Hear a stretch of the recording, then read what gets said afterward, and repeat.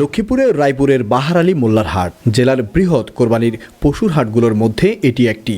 তবে এবার এই হাট ঘিরে বিভিন্ন অনিয়মের অভিযোগ উঠেছে। হাটের ইজারায় সরকারি দর ছিল প্রায় ৬৫ লাখ টাকা। তবে আইনি জটিলতায় তা স্থগিত করে প্রশাসন। পরে কমিটির মাধ্যমে খাস আদায়ের সিদ্ধান্ত নেওয়া হয়। তবে সেই কমিটি সরকারি নিয়ম মানছে না বলে অভিযোগ ক্রেতা বিক্রেতাদের। এমনকি ওয়াকফ জমিতে হাট বসানোর অভিযোগও করছেন তারা। আঙ্গুই নোয়াখালী ডিস্ট্রিক্টের মধ্যে মোল্লার হাট ছিল হাইস্ট বাজার।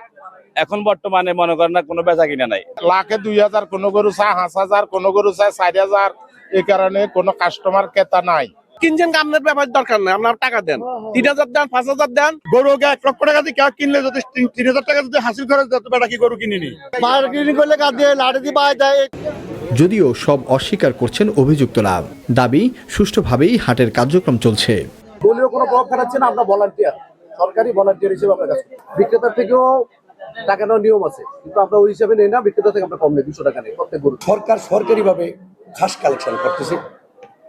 খাস কালেকশন করতে গিয়ে নিষেধাজ্ঞার বহির্ভূত যে অংশ, যে জমিতে নিষেধাজ্ঞা আছে, ওই নিষেধাজ্ঞার বহির্ভূত কিছু অংশ আবার আমার জমি, ব্যক্তিগত মালিকানা জমি, এখানে ওনারা খাস কালেকশন করতেছে।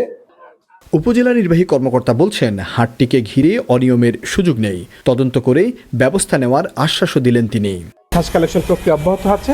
আপনাদের কাছ থেকে হয়তো কিছু বিষয় আমরা জেনেছি, সেই বিষয়গুলো আমরা পরবর্তীতে খতিয়ে দেখব। যদি কোনো অসঙ্গতি থাকে তাহলে সেগুলোর বিরুদ্ধে আমরা যথাযথ ব্যবস্থা নেব। লক্ষ্মীপুরে সপ্তাহে 2 দিন বসে এই হাটটি। আন্নাজ মুসাকিব, স্টার নিউজ, লক্ষ্মীপুর।